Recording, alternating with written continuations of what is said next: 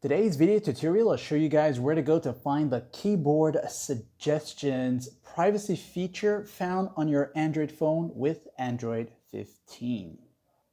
Whether you have Android 14 or 15, use the quick access on your Android phone and go into the main settings by finding the settings toggle, this one right here.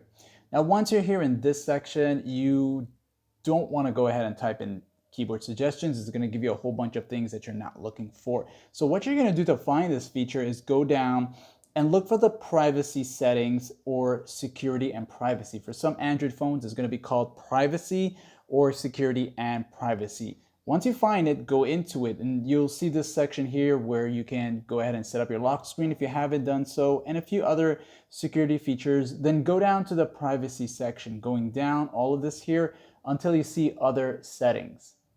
Once you enter here, you will see all these here, more privacy, more security settings. Then go down some more until you see this right here, Android System Intelligence. As you enter here, it's gonna take you to this right here. You'll see all of this here. And I want you to go down to the part that says keyboard. This is going to work in sync with the keyboard smart replies feature here.